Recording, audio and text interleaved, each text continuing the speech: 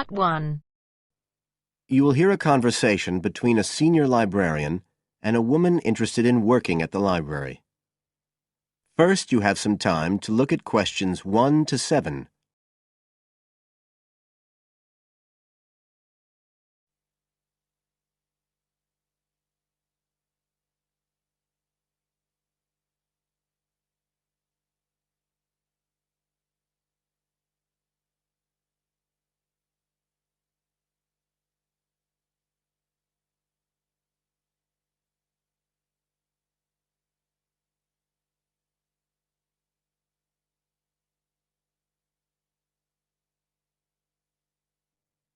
Listen carefully and answer questions 1 to 7. I'm interested in doing some work for the library.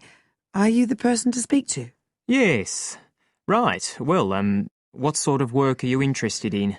Well, I've just come to live here in Australia. I don't want a full-time job until my children have settled down, but I really need to get out of the house a bit. And I heard you need voluntary workers for various projects. Right. But I don't know if I have the right skills. Well, we do provide training. Oh! We always include an orientation to the library, together with emergency procedures. That's fire regulations, emergency exits, first aid so you can cope with accidents or sudden illness. Things like that which are necessary for anyone who's working with the public. Then we give specialist training for particular projects, like using our database system. I do have quite good computer skills, in fact. Oh, great. Is there any sort of dress requirement? Well, all staff have to wear a name badge, so they can be identified if they go outside the staff-only areas. But apart from that, there aren't many regulations. We ask you to sign in and sign out for insurance purposes, but that's all. How about transport? Do you live locally? Well, not too far away. I'm at Paupers Beach. My husband needs a car during the day, but it's only about 20 minutes on the bus. In fact, we can reimburse part of your travel expenses in that case. Oh! Would that be the same if I came by car? No, because parking is such a problem here. One thing we are looking for, though, is someone who can drive a minibus. No problem.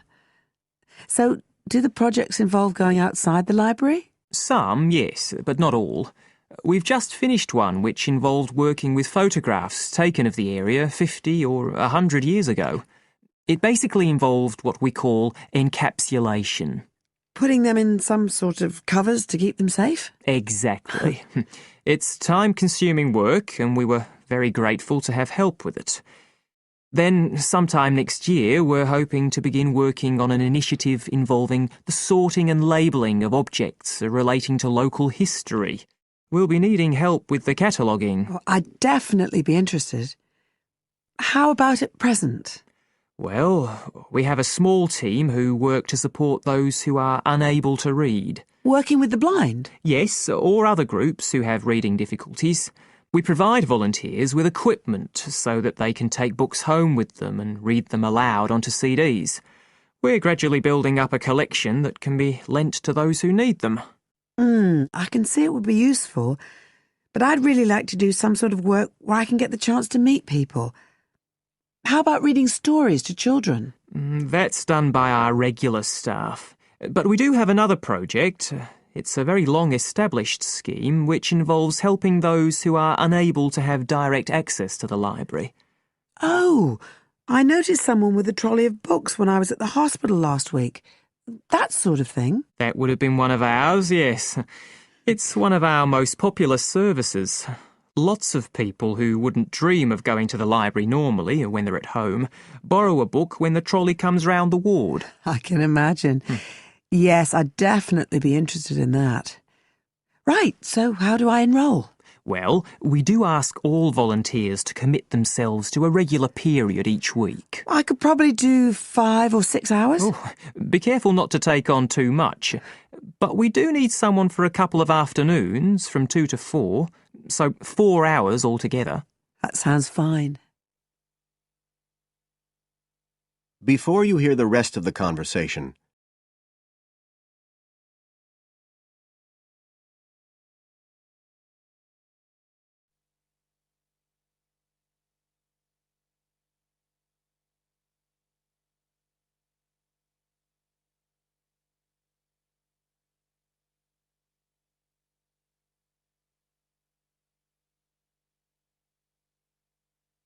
Now listen and answer questions 8 to 10.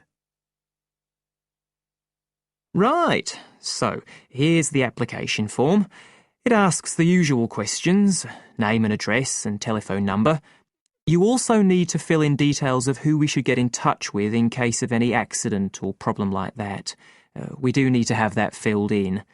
And there's a space for date of birth, but that's only if you're over 75, so we won't worry about that. No. Oh, it asks for qualifications.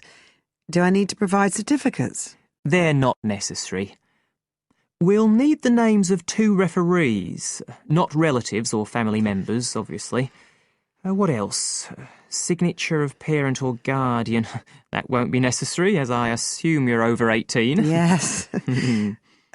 What's this? It says civil conviction check. That's a document we have to provide by law for those working on projects involving children, so we won't need it in your case.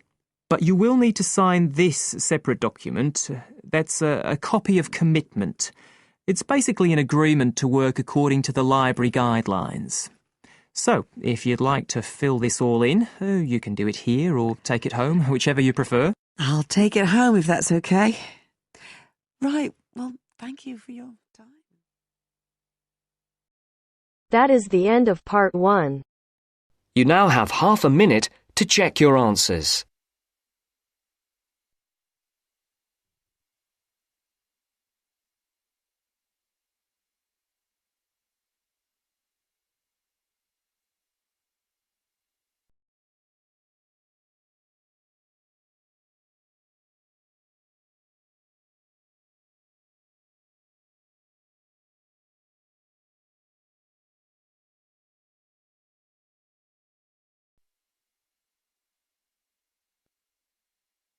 Now First, you turns to have some part 2. time to look at questions Part 2. 11 to 16.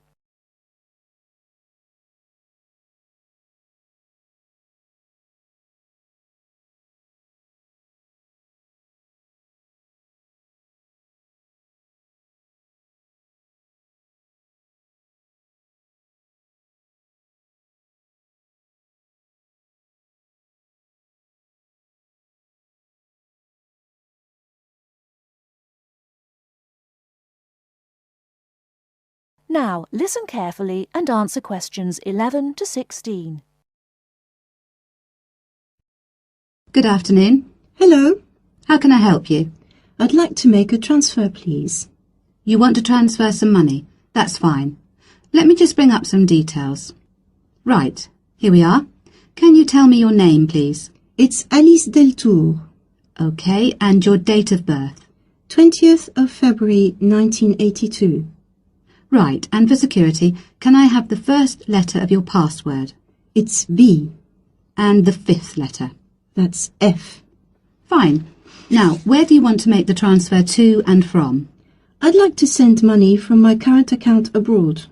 Which country are you sending it to? To China.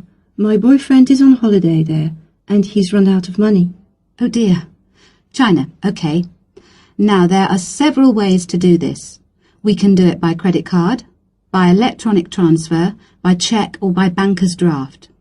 I'm not sure. What's the best way? Well, that all depends. The simplest way is by cheque, really. I just write the cheque and send it. Yes, but it can be very slow and take a long time for the money to clear, between 3 to 4 weeks. How soon do you need the money to get there? I'd like it to get there in the next couple of weeks. So really, sending a cheque is going to be too slow. Yes, I think so. Let's look at electronic transfer then. This usually takes between 2 and 5 working days.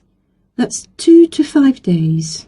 Working or business days. If you send it on Friday, it will get there the following Friday at the latest. I see. That's much better. Yes, but we do charge a fee for this. We charge a flat fee of £21, and on top of that, the receiving bank may charge a fee, and an agent may also charge you for transferring the money between banks. So, how much is it altogether? We can't give you an exact amount. You need to check it with the receiving bank and any agents that they use. I see. Also, you can send it in sterling or dollars from here, but there will be an additional fee depending on the exchange rate when you convert it into renminbi. So there will be another charge too? I'm afraid so. Does it make any difference if I set it in dollars or sterling? It could make a difference according to which currency has the best exchange rate. The other difference is this. If you send dollars, the amount goes through the US clearing system. We send the money to our branch in London. They then send it to our branch in New York, and the New York branch sends it to the bank in China. It goes all around the world then.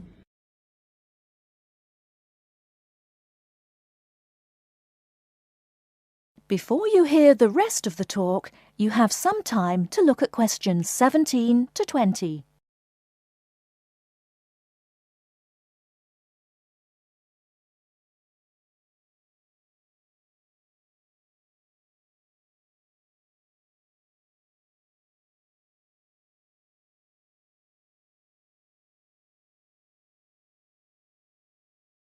Now listen and answer questions 17 to 20. What about if I send sterling? In that case, we send it to our branch in London. From there it may go directly to China, unless the bank in China has an agent in London, in which case we transfer it to the London agent, and they send the money on to China. So how do I proceed with the transfer? OK, first we'll need some details about the beneficiary from you. The who? The beneficiary, the person receiving the money. OK, what do you need to know? We'll need the full name of the beneficiary and their account number. OK. You need to tell us the name of the bank in China and the address of the branch. We also need the bank's sort code and the SWIFT number. What's a SWIFT number? Basically, it's an interbank code. It helps banks identify each other through a unique code number. OK, and that's spelt? SWIFT, SWIFT. And the final thing we need is the reason for sending the money. You need a reason from me? I just told you my boyfriend's run out of money. Well, we don't need a reason. The receiving government needs to know why the money is entering the country, and we have to be able to tell them. OK, so from me you need the bank's name, the address of the branch, the sort code and SWIFT number, the beneficiary's name and account number, and a reason for sending the payment. Yes, that's correct. OK, so I'll check these out and come back to you with them so we can go ahead with the transfer.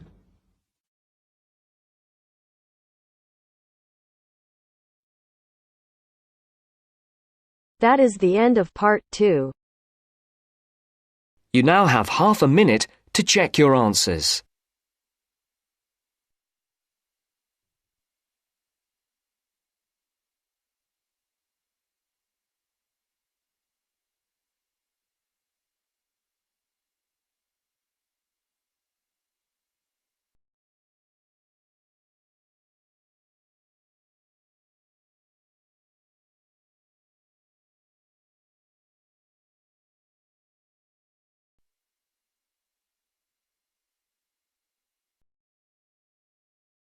Now turns to part 3.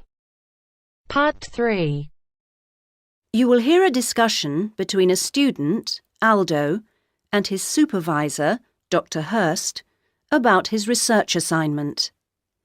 First, you have some time to look at questions 21 to 23.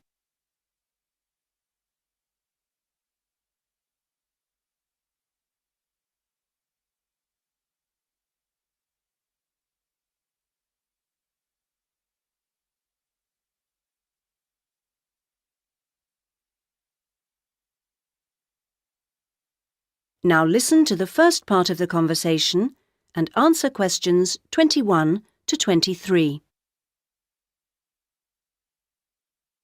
So, Aldo, how's it going so far with your assignment? Not too bad. You're looking at the community round here. That's right. How people perceive the community they are in. Have you made much progress? I conducted quite a lot of interviews on the street with local residents. Their responses are interesting. I haven't got quite as many yet as I'd like. I had wondered if I'd have language problems, particularly with the different accents. I seem to have managed, though.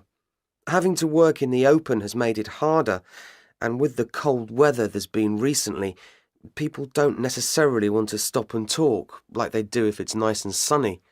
That's something I've had to deal with. Of course, some people are too busy to stop and talk, but that's okay. I see.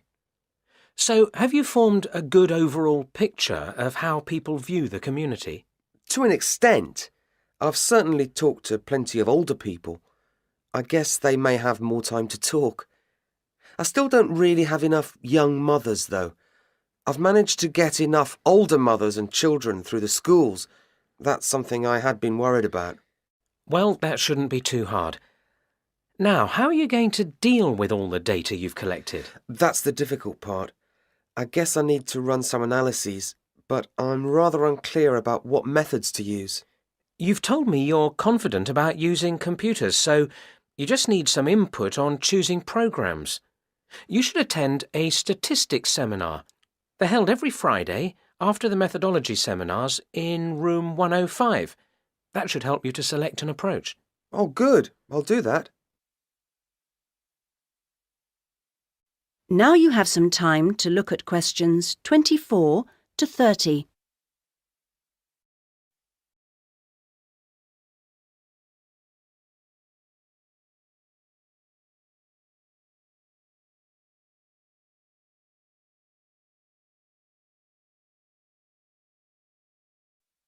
Now you have some time to look at questions 24 to 30. Meanwhile, let's hear something about what you've learned. Yes, I talked to a number of residents. Good. I imagine they didn't always have the same opinions. Views were certainly quite mixed. Take sports facilities. In general, people seemed to think they weren't very good. There's no swimming pool in the area, for example. But at the same time, there's a new football training area. It looks very smart to me, but it doesn't seem to get used very much. People seem to prefer sitting around in the parks. They enjoy that, taking picnics and so on.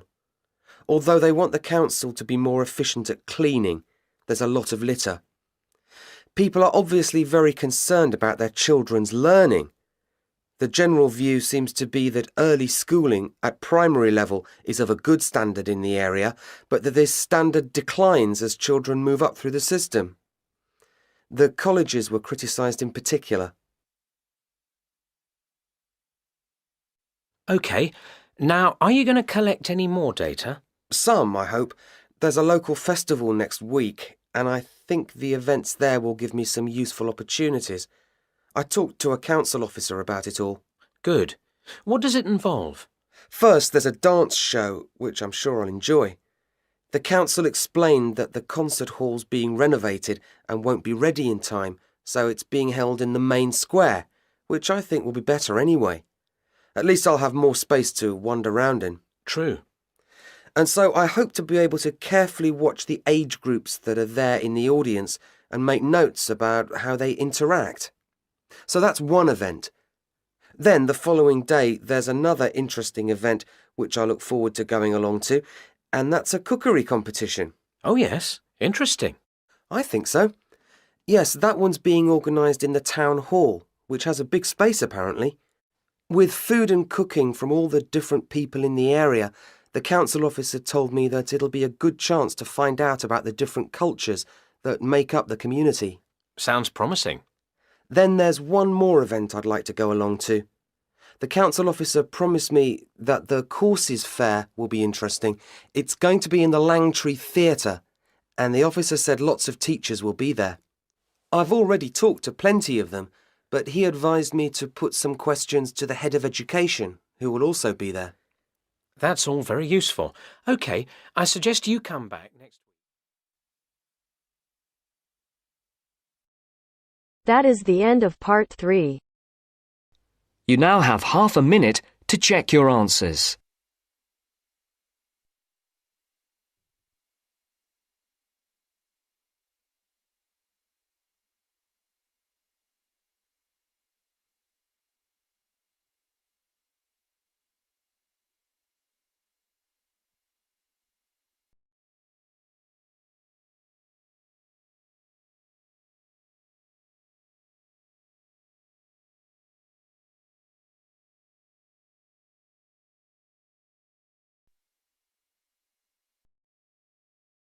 Part 4. You are going to hear a talk on Anne Bonny, a female pirate. First, you have some time to look at questions 31 to 35.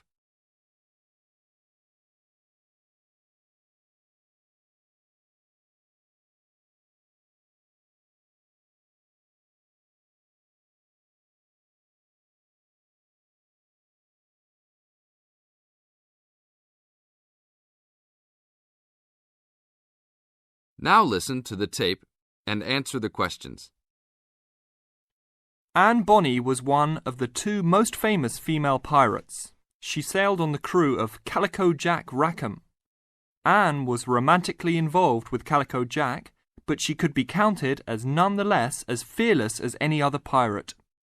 She was born in County Cork, daughter of an attorney and his maid. The lawyer left Ireland in disgrace, but found fortune in the Carolinas. There, he amassed a fortune and bought a large plantation. A ne'er-do-well pirate sailor named James Bonny married Anne in an attempt to steal the plantation, but Anne's father instead disowned her. Bonny then took Anne to the Bahamas, where he turned informer to Governor Woodes Rogers, turning in any sailor he didn't like as a pirate for a handsome reward. Anne quickly grew to dislike her spineless husband and quickly caught the eye of one Calico Jack Rackham, a pirate of some renown. Governor Rogers had recently passed an amnesty for pirates, which left Bonny out of work.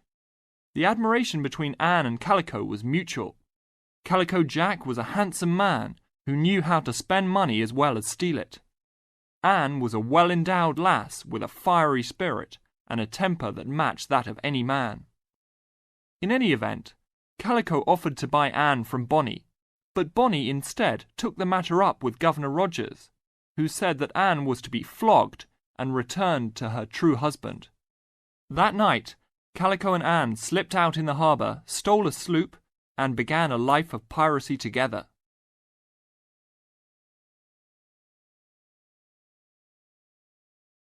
Now look at questions 36 to 40.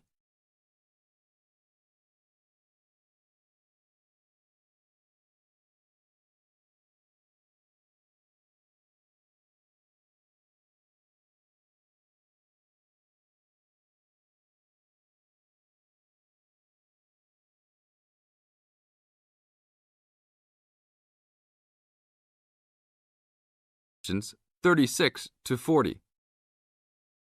Anne fought in men's clothing, was an expert with pistol and cutlass, and considered as dangerous as any male pirate. She was fearless in battle, and often was a member of any boarding party. In October of 1720, retribution was close at hand. The governor of Jamaica, hearing of Calico's presence, sent an armed sloop to intervene and capture the captain and crew. Calico's ship, Revenge, was caught by surprise, and much to Anne's dismay, the pirates fought like cowards and were taken far too easily. Anne and Mary Read were also captured, but, upon capture, confessed their sex and pleaded to be tried separately after they gave birth. Both women were pregnant at the time. Both received separate trials from the men, but were still sentenced to hang. Mary Read escaped the hangman by dying from fever while in jail. Anne, however, received several stays of execution before mysteriously vanishing from official records. It is believed that her father, who had contacts in the island, forgave his daughter for her acts and ransomed her back to the Carolinas, where she assumed a new name and a new life. That is the end of part 4. You now have half a minute to check your answers.